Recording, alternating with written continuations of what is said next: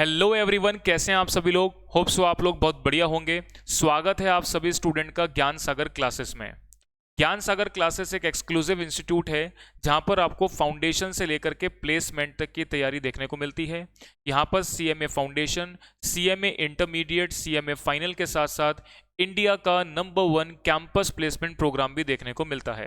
तो चलिए स्टूडेंट, अब हम बात करते हैं अपनी मार्गदर्शन सीरीज में। जैसा कि हम लोग मार्गदर्शन सीरीज अपनी देखते हुए आ रहे हैं, तो आज मैं आप लोगों के साथ बात करने वाला हूं CMA final paper number 14 strategic financial management के बारे में। तो चलिए स्टूडेंट, अब स्टार्ट करते हैं अपनी इस मार्गदर्शन सीरीज।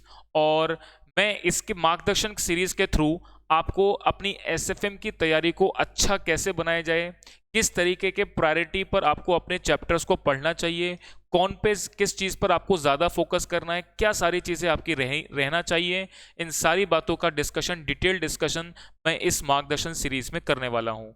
तो चलिए स्टार्ट करते हैं अपनी स्ट्रेटेजिक फाइनेंशियल मैनेजमेंट का पूरा कंप्लीट एनालिसिस और समझते हैं कि किस तरीके से हम इसमें अच्छा और ज़्यादा स्कोर बना सकते हैं।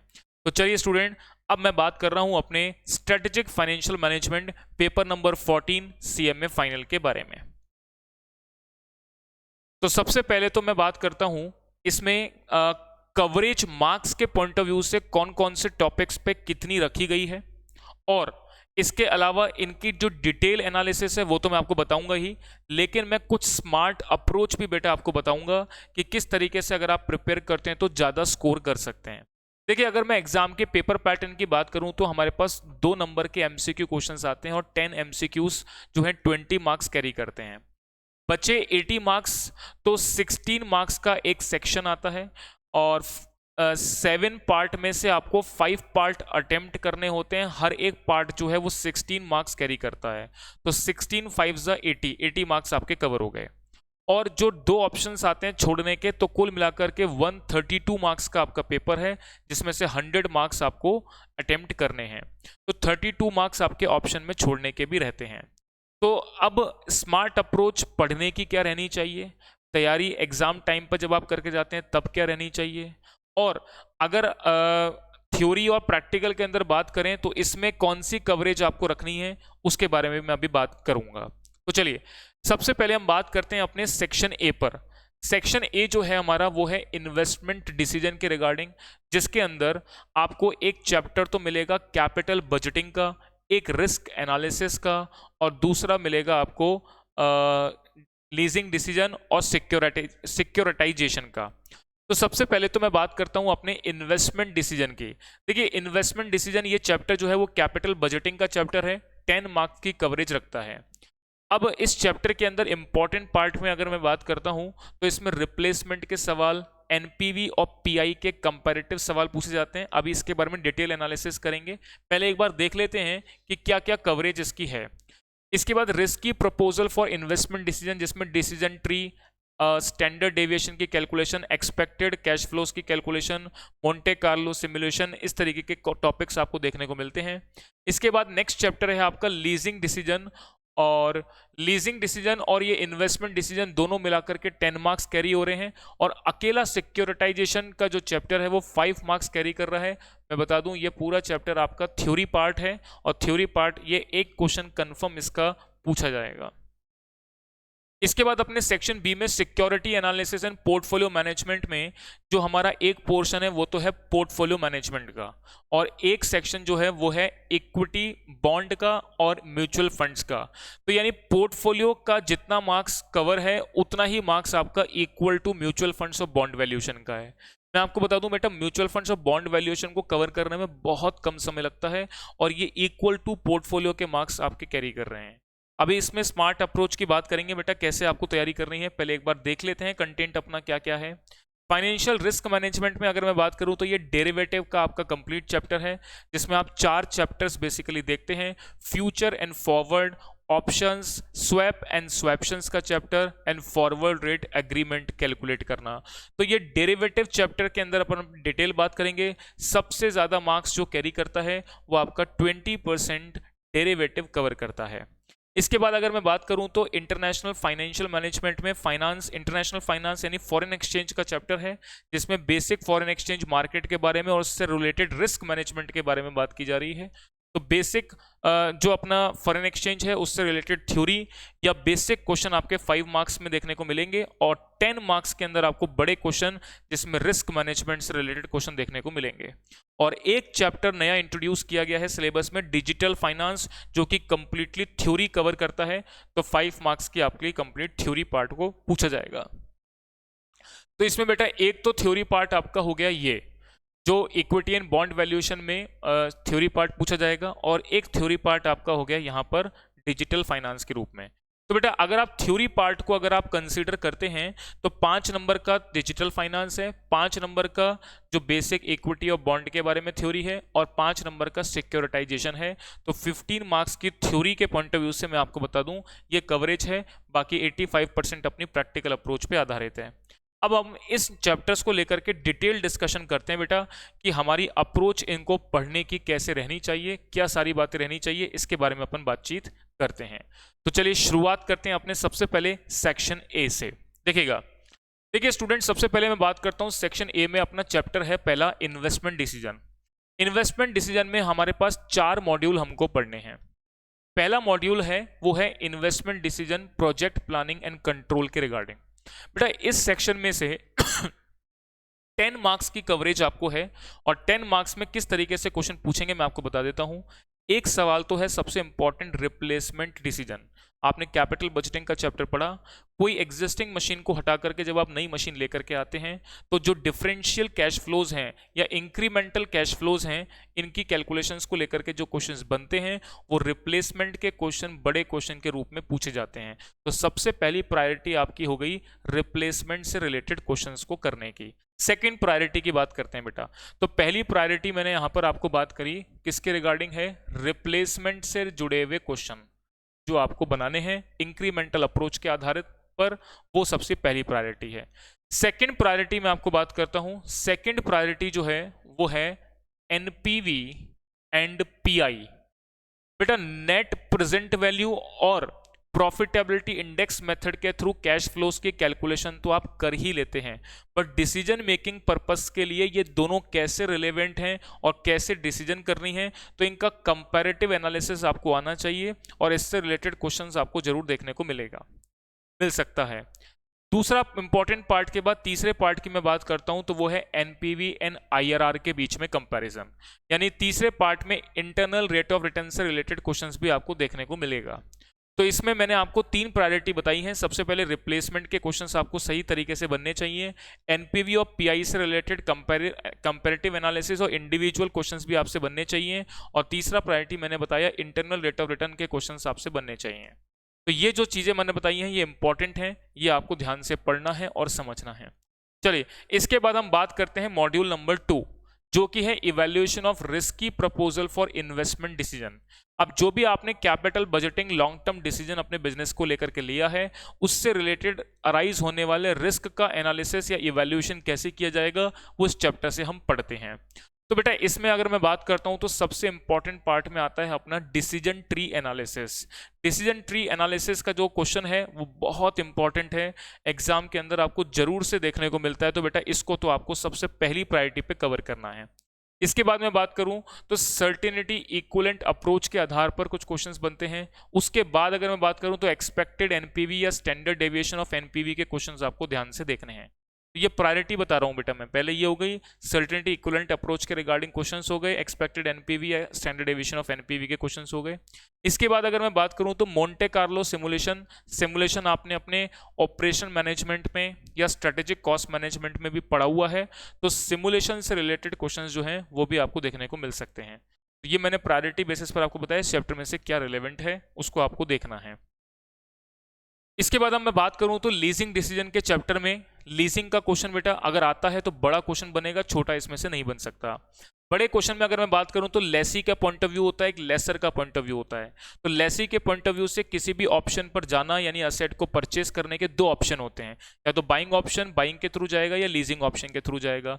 दोनों ही ऑप्शन में से जिस ऑप्शन में कैश आउटफ्लो को कम देखने को मिलता है उस ऑप्शन को वो ऑप्ट करता है। तो लेसी का पॉइंट ऑफ व्यू तो कुछ इस तरीके से पढ़ा जाता है। लेसर के पॉइंट ऑफ व्यू से उसके लिए एक इन्वेस्टमेंट डिसीजन है, तो उसके लिए एनपीवी कैलकुलेट की जाती है और एनपीवी जिस केस में आपको सबसे ज्यादा मिलेगी उस ऑप्शन को वो ऑप्ट करेगा। इसके अलावा यहाँ पर ब्रेक इवन लीज रेंटल की कैलकुलेशन लेसी और लेसर दोनों के पॉइंट ऑफ व्यू से बनाई जाती है। तो मैंने यहाँ पर 4 टॉपिक आपको बताए हैं जो कि इंपॉर्टेंट हैं। पहला है बेटा लेसी का पॉइंट ऑफ व्यू, फिर है लेसी के पॉइंट ऑफ व्यू से ब्रेक इवन लीज रेंटल की कैलकुलेशन। उसके बाद तीसरा टॉपिक है आपका लेसर का पॉइंट ऑफ व्यू कि उसको इन्वेस्टमेंट करना है कि नहीं, और चौथा पॉइंट है लेसर के पॉइंट ऑफ व्यू से ब्रेक इवन लीज रेंटल की कैलकुलेशन को निकालना। तो ये 4 पार्ट इस लीजिंग चैप्टर के अंदर इंपॉर्टेंट है। अभी हमारे लेटेस्ट एग्जाम के अंदर 16 मार्क्स का यानी पूरा एक सेक्शन आपको लीज फाइनेंसिंग का देखने को मिला था, उसमें भी ये 4 टॉपिक से 2 टॉपिक पूछे गए थे। तो ये आपका इंपॉर्टेंट पार्ट मैंने बताया, लीजिंग आपको इस बिहाफ पे कवर करना है। चलिए इसके बाद अब मैं बात करता हूँ सिक्योरिटाइजेशन के बारे में। तो बेटा ये कंप्लीटली थ्योरेटिकल चैप्टर है, जरूर से पढ़ के जाएं, बहुत कम कंटेंट है, जल्दी से इसको पढ़ लेंगे। मैं बात करूं तो 10-12 पेज का आपका ये पूरा चैप्टर है और इसको अगर आप पढ़ लेंगे तो इसमें से एक क्वेश्चन कन्फर्म आएगा। तो थ्योरी का पोर्शन हम जनरली छोड़ करके जाते हैं, बहुत कम टाइम कम एफर्ट के साथ इसके अंदर कुछ नोट्स मेकिंग आपको बनानी है और वो एंड टाइम पर एग्जाम टाइम पर पढ़ के जानी है। एक क्वेश्चन आपको डेफिनेट देखने को मिलेगा। चलिए तो ये मैंने पहले सेक्शन की बेटा बात कर ली। अब इसके बाद नेक्स्ट बात मैं करूंगा security analysis and portfolio management के रिगार्डिंग। चलिए अब इस सेक्शन के अंदर अगर हम बात करें तो एक 5 नंबर का बेसिक थ्योरी क्वेश्चन आपको देखने को मिलेगा और जो कि इंट्रोडक्शन से रिलेटेड है। इसके बाद इसमें अगला चैप्टर है आपका इक्विटी एंड बॉन्ड वैल्यूएशन और एक चैप्टर है आपका म्यूचुअल फंड्स। ये दोनों ही चैप्टर जो है वो 15 मार्क्स कवर करते हैं और इनमें एफर्ट की अगर मैं बात करूं तो बहुत कम एफर्ट के अंदर आप इस सेक्शन को कवर करेंगे। देखिए बेटा अभी मैं ये जो अपना मार्गदर्शन वीडियो है इसके अंदर जब ये वीडियो एंड पर पहुंचेगा ये कंप्लीट एनालिसिस अपने को पता लग जाएगा। फिर उसके बाद मैं आपको बताऊंगा प्रायोरिटी बेसिस पर जब आप एग्जाम प्रिपरेशन एग्जाम टाइम पर करते हैं तो कौन से चैप्टर्स को पहले उठा के खत्म करें, फिर उसके बाद कौन सी प्रायोरिटी रखें, फिर कौन सी प्रायोरिटी रखें। ये मैं इस हिसाब से बताता हूं कि आपकी मार्क्स की कवरेज एग्जाम ओरिएंटेड सबसे ज्यादा जल्दी और सबसे ज्यादा की जा सके, उस अप्रोच के आधार पे मैं बताऊंगा। बाकी आप उस अप्रोच में अपने हिसाब से अगर कुछ वेरिएशन करना चाहें तो बिल्कुल कर सकते हैं, बट मेरी अप्रोच जो है वो एग्जाम के अंदर अच्छे मार्क्स लाने को लेकर के है। तो एग्जाम के अंदर जो कवरेज कम एफर्ट कम टाइम के अंदर ज्यादा स्कोर की बात होगी मैं उसके अकॉर्डिंग आपको एनालिसिस बताऊंगा। तो अभी अपन बात करेंगे, पहले एक बार इस मार्गदर्शन वीडियो के एंड तक पहुंचते हैं सारी बातों को लेते हुए। देखिएगा मैंने बात करी इक्विटी एंड बॉन्ड वैल्यूएशन में, बॉन्ड वैल्यूएशन वाला पार्ट इंपॉर्टेंट है, इसमें से एक क्वेश्चन देखने को मिलेगा। इसके साथ साथ म्यूचुअल फंड्स बहुत ही आसान चैप्टर है, बुक का सबसे आसान चैप्टर मैं कहूं तो इसमें एनएवी की कैलकुलेशन हो गई, कुछ सारे रेशियो देते हैं जैसे Sharpe ratio, Treynor ratio, Jensen alpha ratio. तो ये रेशियोज आपको बेसिकली पढ़ने हैं, इसमें से एक क्वेश्चन देखने को मिलेगा या एनएवी की कैलकुलेशन को लेकर के देखने को मिलेगा। इसके अलावा कुछ और एडिशनल मेथड जैसे मॉर्निंग स्टार इंडेक्स वैल्यू को कैसे कैलकुलेट किया जाता है, तो वो सारी बातें भी आपको देखने को मिलेंगी। तो ये जो मैंने 2-3 बातें आपके सामने बोली हैं ये इंपॉर्टेंट है, बस यही चीजें आपको समझ में आनी चाहिए।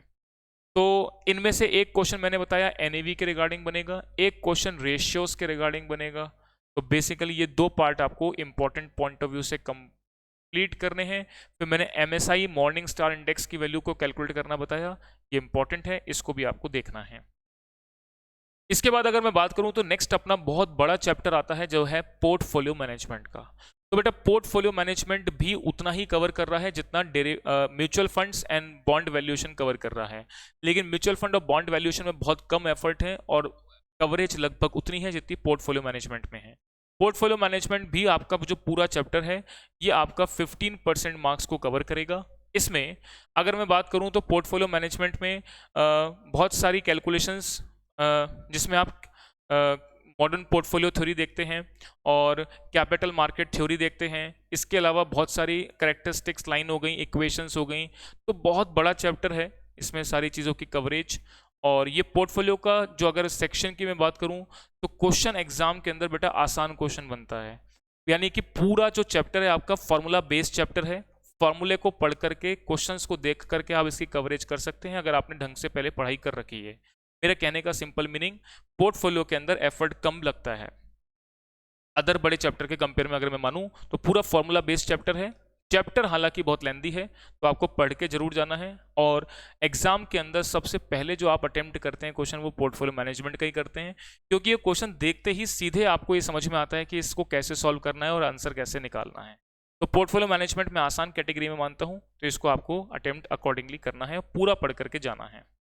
चलिए अब हम बात करते हैं अपने स्ट्रेटेजिक फाइनेंशियल मैनेजमेंट के दो सबसे डिफिकल्ट चैप्टर जो कहे जाते हैं, बहुत आसान भी हैं, और इन चैप्टर्स को लेकर के जो कवरेज है वो है आपकी 35 मार्क्स की, यानी 20 मार्क्स का है डेरिवेटिव एंड 15 मार्क्स का है foreign exchange and risk management का चैप्टर। तो चलिए अब हम बात करते हैं अपने सबसे पहले बात करते हैं डेरिवेटिव पार्ट पर। देखिए डेरिवेटिव चैप्टर क्या है।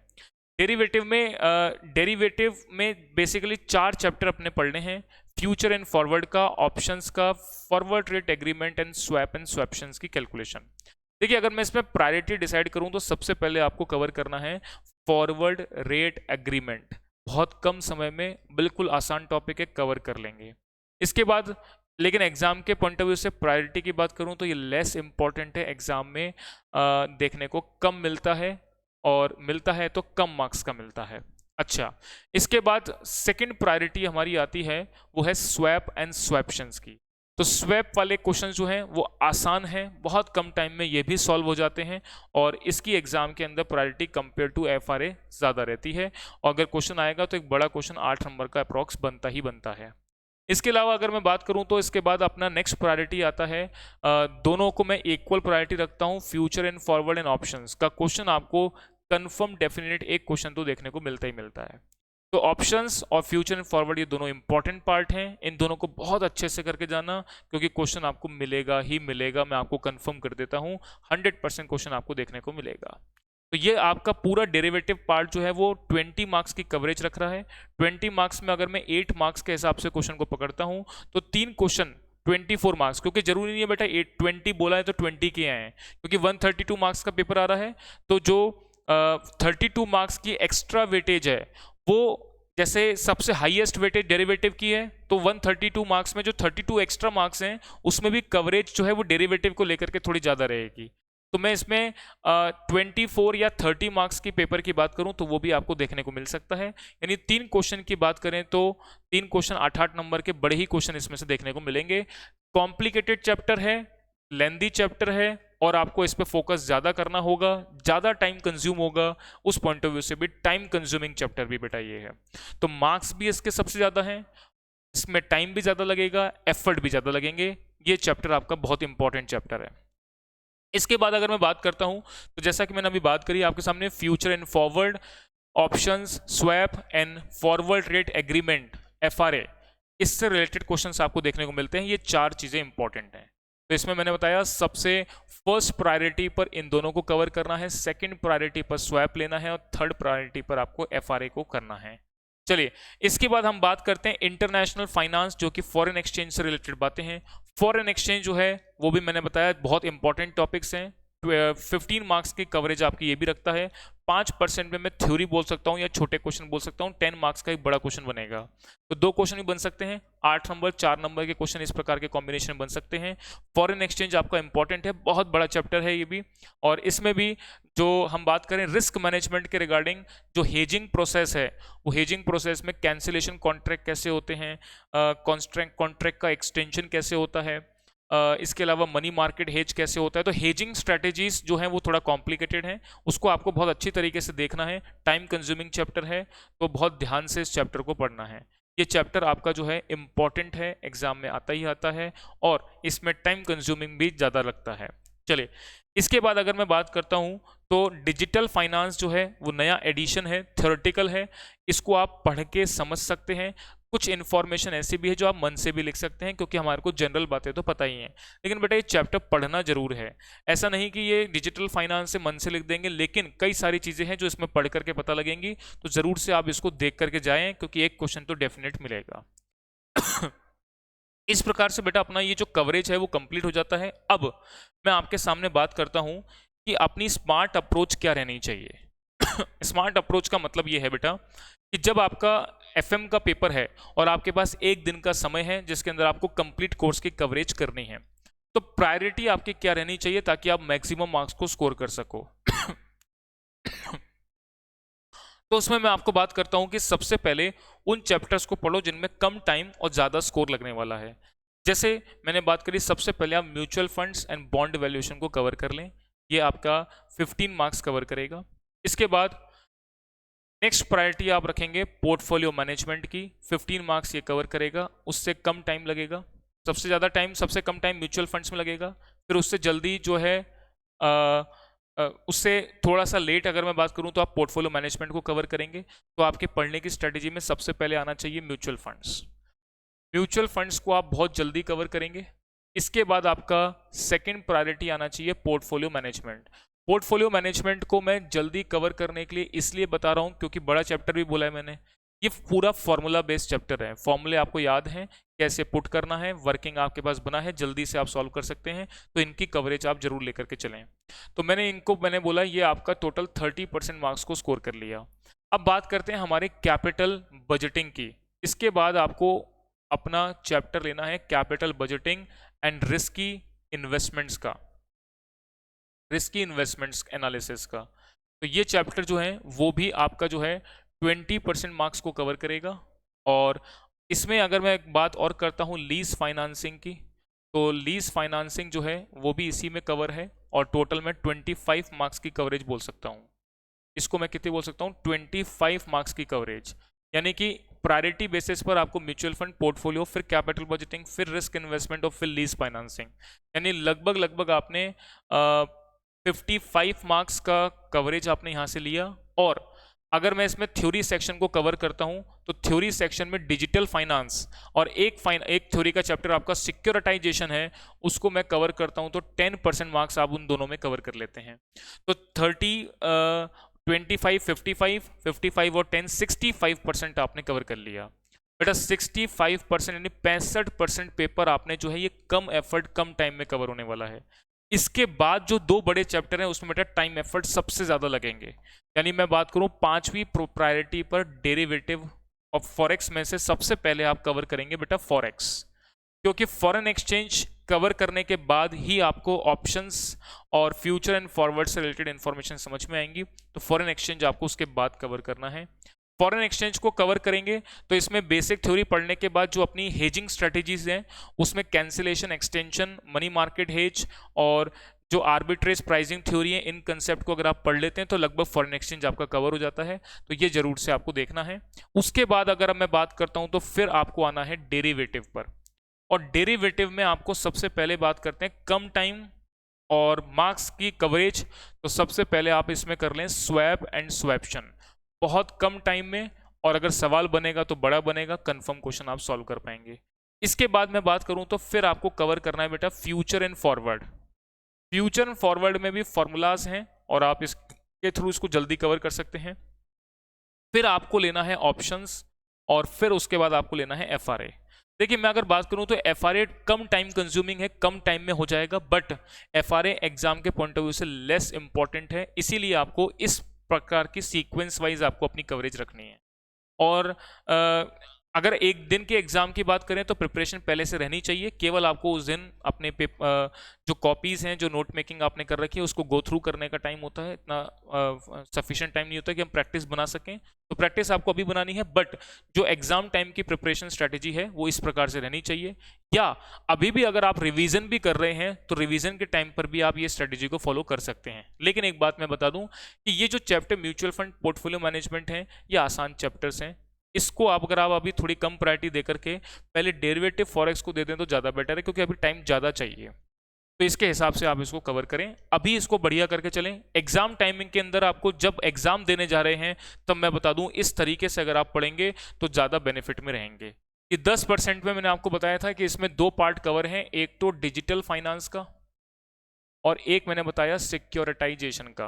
तो ये दो चैप्टर आपके 5-5% के कवर हैं बेटा। 10 मार्क्स, छोटे मार्क्स नहीं है, 10 मार्क्स थ्योरी है, केवल जस्ट थ्योरी आपको पढ़नी है और एग्जाम में क्वेश्चन अटेम्प्ट करना है। जरूर से आपको ये क्वेश्चन देखने को मिलेंगे। तो ये सारी स्ट्रेटेजी मैंने आपको बताई कि क्या टॉपिक्स हैं और किस तरीके से आपको अपना कवर करना है। तो चलिए स्टूडेंट, आज की हमारी एसएफएम की इस मार्गदर्शन सीरीज में हम इतना ही रखेंगे। और all the best for CMA final SFM paper, और बहुत अच्छा स्कोर आप करें इस उम्मीद के साथ। धन्यवाद।